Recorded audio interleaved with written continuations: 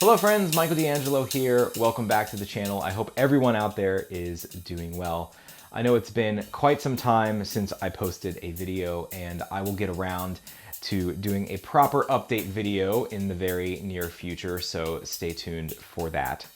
But in the meantime, for today's video, I wanted to share with you this.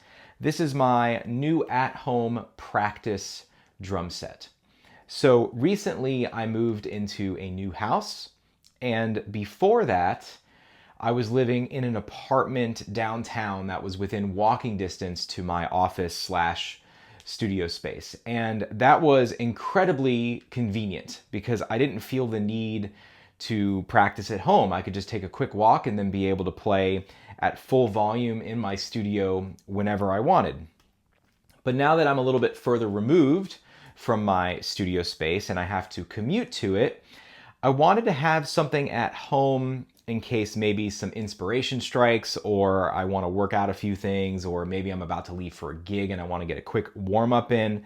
It's always nice to have something at home that you can practice on at a low volume so you don't disturb your partners or your neighbors, or you can even just save your ears a little bit.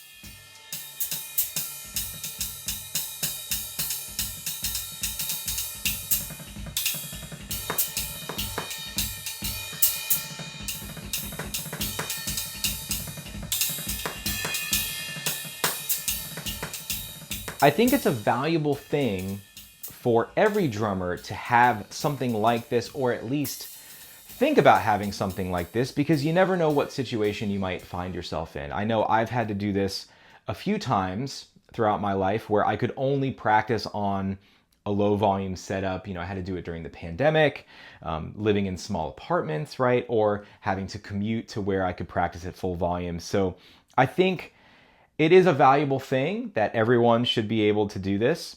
And so over the years, I've thought about how to put together a practice setup that really works for me and satisfies the requirements that I have, and especially thinking about practicing on a practice kit versus a real acoustic drum set, how we could bridge that gap to make the practice kit feel almost like the real thing. So I've seemingly tried everything over the years. I've tried electronic drums, I've tried the mesh drum heads, I've tried all the sound off pads, right? The foam rubbers that you put all over everything.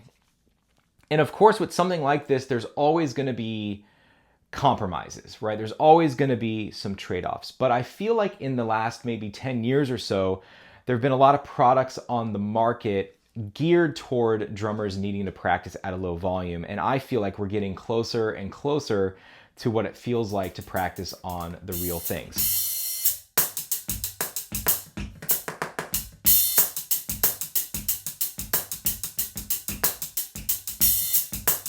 All right, so when I set off to put together this practice drum set, there were a few questions that I had, a few problems that I wanted to solve. The first question was, how could I do this on a budget? Or better put, how could I buy as little as possible to augment the things I already owned to make the practice kit work? The second question, which kind of goes hand in hand with the first, is could this setup be very compact, very minimal? So how much space it takes up in a room, or are the components I'm adding on top of the things I already own, does it take up a lot of space if I need to store it? Or if I need to move it, is it going to be big and bulky and heavy? Those are things that you want to consider, especially if using a practice kit is, sometimes a temporary thing, or you use it off and on. You don't want it to take up too much room, and you don't want it to be too heavy. I know a lot of things I've tried in the past I've sold because they were just too cumbersome to move, right? So I wanted whatever I added to be very small and very compact. And the third question, which I think is the most important, is how could I bridge the gap between playing on a practice kit and playing on an acoustic drum set? So the components that I select, how things feel, the placement of things, do they respond like acoustic instruments? I essentially want to minimize the adjustment between playing on a practice kit and then playing on an acoustic drum set. Now, it's helpful that I can still practice on an acoustic drum set and I am gigging fairly regularly, but I kind of imagined, what if I could only practice on this? Could I practice on this and then go play a gig and feel just as comfortable? So those are the three questions that I had. And I feel like with this setup, I answered all of those questions. And this is a setup that I definitely could see myself using at various points in my career. So again, I feel like it's very valuable to have something like this just in case you need to use it. So let's go through all the components and I'll tell you what I picked, why I picked them, maybe some advantages, some disadvantages to each one, and I'll play it for you.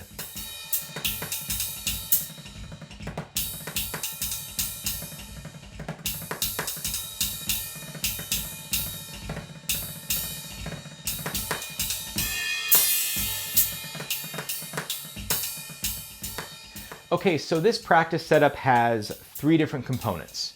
You have the cymbals, the snare drum, and the bass drum. And when I was putting this set together, I was thinking more about the essentials. Things that when I sit down to practice, I'm working on the fundamentals of the instruments. Things I also teach to my students very regularly. So things like time and sound, touch, groove, feel, technique, independence, coordination, right? You don't need a lot to work on those things. But you can certainly add components if you wish. For example, you could add a few more pads and you could make some toms. Maybe if you're working on some solo phrases, things like that. So this is a very flexible setup. But for me, in the spirit of trying to keep things compact and minimal, I just have this. Even this cymbal, I think, is a little bit of an addition to the setup. Most of the time, I would just do this cymbal, hi-hat, snare drum, bass drum. So in selecting the components, one of my biggest requirements was how this would function in practicing specifically jazz and some of the things that we think about as jazz drummers. So for example, playing the ride cymbal, getting a good sound from the ride cymbal, feeling how that ride cymbal responds. Playing the hi-hat, getting a good sound from the hi-hat, making sure it really feels good with the ride cymbal. Could you play brushes? Could you practice that? Could you practice feathering the bass drum? All of these things went into consideration in selecting all of these components. And I think I finally cracked the code into a setup that works really well. Again, to satisfy that goal of minimizing the adjustment between a practice set and a real acoustic set. So let's go over all the components.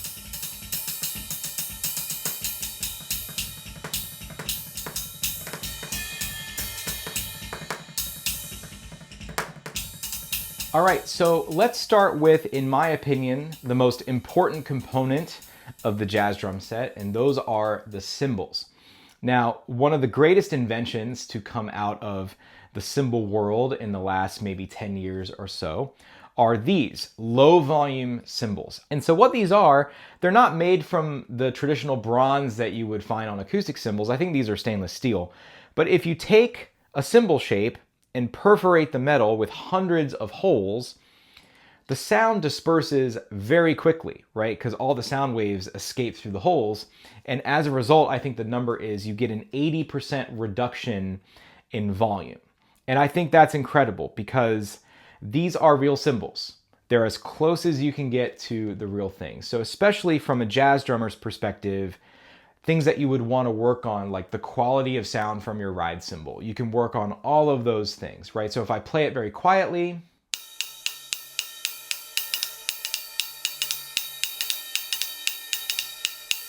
right, you hear the articulation, you get the right response, you get the right rebound. It reacts like a real cymbal. If you get closer to the edge, it starts to wash out. Right? They crash. They have bells, you can play them.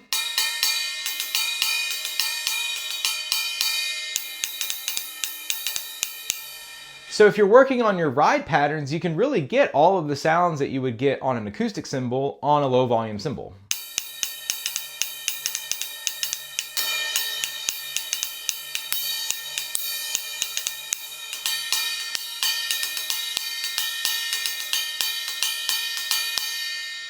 Right? I think it's incredible.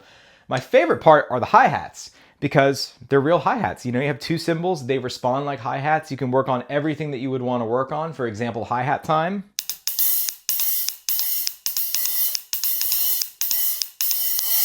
Right, practicing how much you open the cymbal. Right, you have all that degree of variance. You can all, obviously work on, your footwork, chicks and splashes.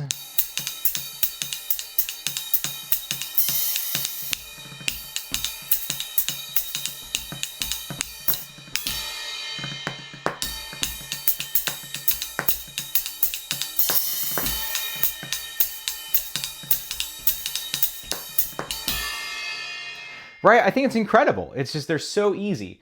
The only downside to them, in my opinion, is they're a little bit loud compared to the rest of the practice set. So again, in terms of thinking about dynamics, you might have to think about how that might translate into an acoustic set, especially on your snare drum. You don't want to play your snare drum too loud on your practice set because you don't want the acoustic snare drum to be too loud. But other than that, I think these are a great option. Now, there are a lot of products out there on the market. I happened to go with the Evans DB1 low volume cymbals. Full disclosure, I am an Evans endorsing artist, so when these came out, I was really excited to try them along with the other DB products that they have. Their mesh drum heads are really great. I got to try them with the Sunhouse sensory percussion stuff recently, and that was amazing. So I really dig this set. I think you get a lot of value for the money. The set comes with 4 cymbals, a 20-inch ride, an 18-inch crash, 14-inch hi-hats, and also a 16-inch crash, which I might even experiment, putting on some acoustic cymbals just to see like what stack possibilities. I happen to like the look of them too. I kind of like the stealth black look. One surprising feature is it came with a bag. And it's a pretty basic bag, nothing to write home about, but the fact that it comes with its own dedicated cymbal bag, going back to earlier in the video when I was talking about my requirements or the questions that I had, having its own dedicated bag means I can store them, in a closet and I know exactly where they are and that they're all together. So that was a really nice plus. So definitely check out the Evans DB1 low volume cymbals. I think you will not regret it.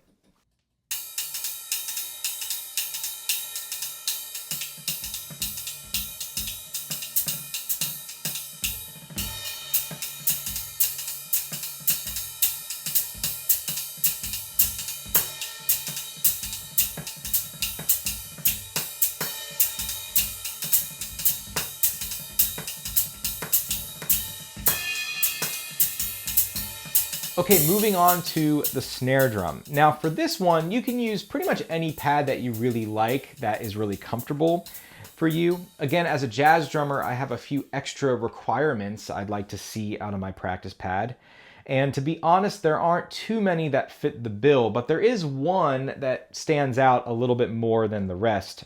And that is this one. This is the Aquarian Super Pad. Now I have no affiliation with Aquarian. Again, I am an Evans artist, but there really isn't anything else like this on the market. And there are 3 reasons I really like this pad. I guess 4 reasons. One, it's incredibly lightweight. It's easy just to kind of store away or to put in a bag. Again, moving things I always think about when it comes time. So I like how light it is. And that's because the second reason, these are designed to be retrofitted onto acoustic drums. Right, so there's a rubber seal around the edge and some vents, and you simply just put it onto an acoustic drum, press down, and then it kind of melds to the rim, and then it turns any acoustic drum into a low volume drum. So the design of these pads, they come in various sizes, is you're supposed to buy a pad for each of your drums, and you could convert your acoustic set into a low volume set. Now, again, because these are out of production, they're so hard to find, even some of the other sizes. So I have some trouble recommending that. But you could imagine if you had a super pad in every size and a bass drum and low volume cymbals, you could freely go between low volume drums and real acoustic drums very quickly without having to change heads. I think that's a great feature. So I hope Aquarian releases these. Again, I recommend this pad to all of my students, but they always come back and say they're hard to find, I can't find them. So if you find them maybe on the used market, definitely pick one up because they're really cool.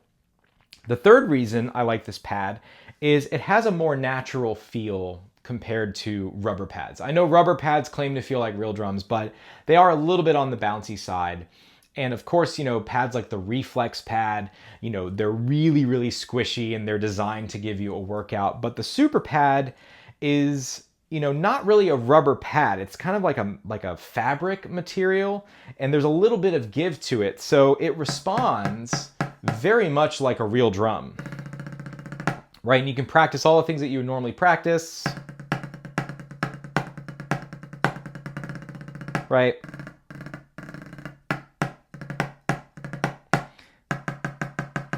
Yeah, so it has a little bit of a give. So it actually does give me a little bit of a workout. I also like that it's a true 14-inch pad, right? So it feels like a 14-inch drum. It responds, like if you want to practice dynamics with different zones, right? That'll also come into play in the last step. The only downside, in my opinion, is that it's a little bit quiet, which is not a bad thing, but compared to the cymbals, you do lose a little bit of the volume. So for example,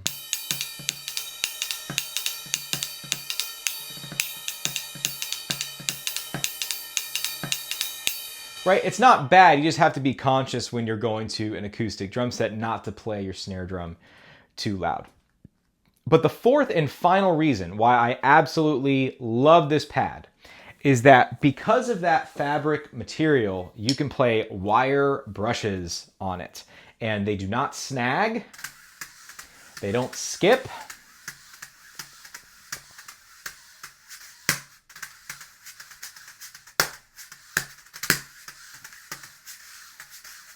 Right? It's fantastic. And again, because it's a full 14-inch head, all your patterns translate really well, like your ballad patterns, stirring the pot, all those things work super well on this pad. There are some other kind of brush pads out there on the market, but nothing really comes close to the Super Pad. So that's the main reason why I use the Super Pad in this setup. And of course I have some other pads too, so I could just kind of, if I want to practice brushes, I can kind of put the Super Pad on, or if I want to practice some other things. Now, if you're wondering at this point, well, if I can't find the Super Pad, then what would you recommend? One alternative is the Sabian Quiet Tone Pad. I've owned many of these throughout the years. I have one in my studio. I use it to work on technique and rudimental etudes and things like that. It is a little bit louder than the Super Pad, which actually might balance super well. The only thing about the quiet tone pads is over the years, there have been some quality control issues. And I think Sabian has finally figured it out, but there were some pads that were out there where the heads wouldn't seat right and you couldn't get the tension on them and they didn't respond very well. But I purchased one recently and it feels great. So I would say if you buy a quiet tone, just make sure that the shop that you're purchasing it from has a return policy in case it doesn't feel the way that you want it to feel. But I think the quiet tone is a great alternative to the Super Pad.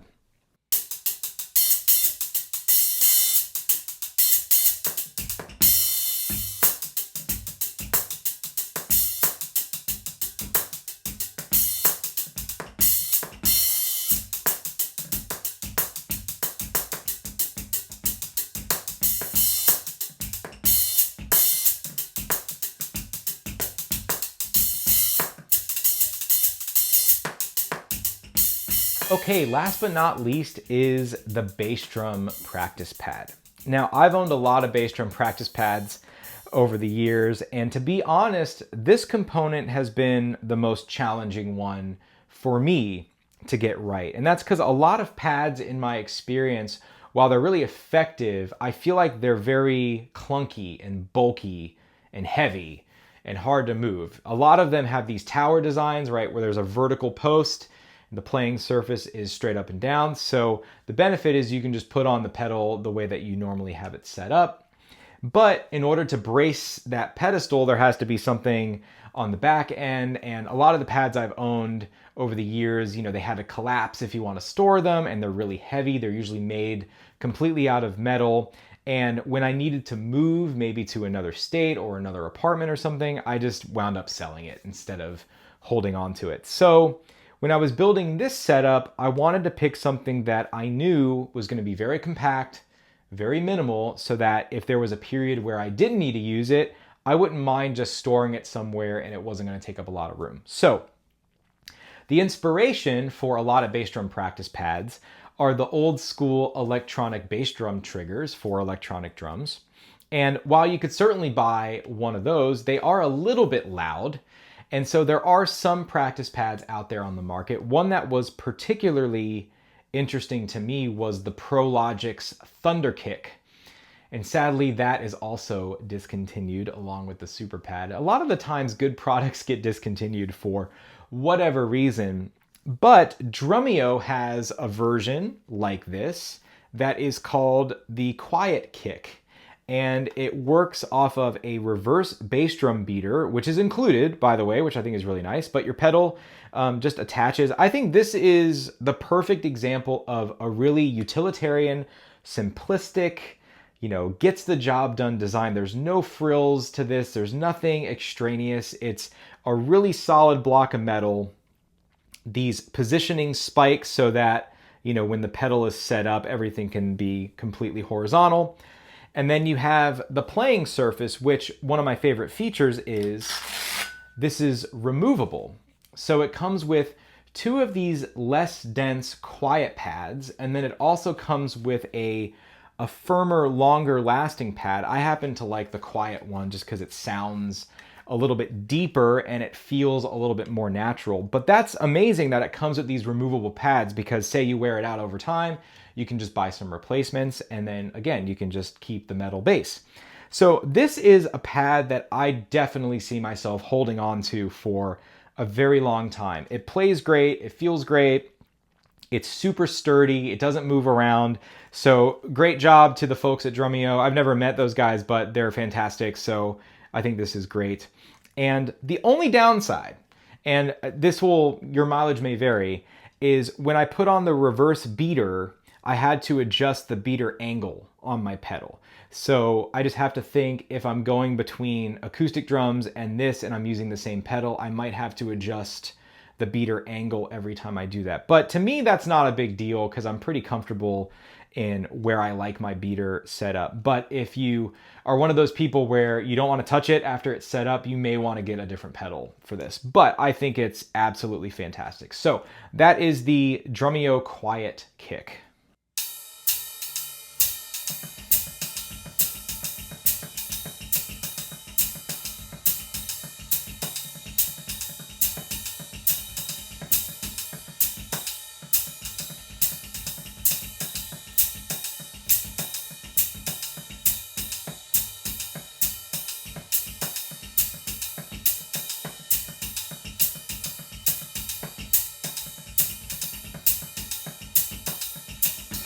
All right, so that about does it for this at-home practice drum set. So if you're researching and putting together your own practice drum set, or you're thinking about it a little bit down the road, I hope that this video was helpful and inspiring to you. So in the meantime, I want to hear from you. Have you ever had to practice on a setup like this? Were there things that worked really well for you? Were there things that maybe could have been improved? Are there any products that exist out there that I don't know about and you want to let me and other people know? Drop me a comment down below. I would love to hear from you. So speaking of practice, it is the beginning of August, and like myself, many teachers and students are getting ready to go back to school.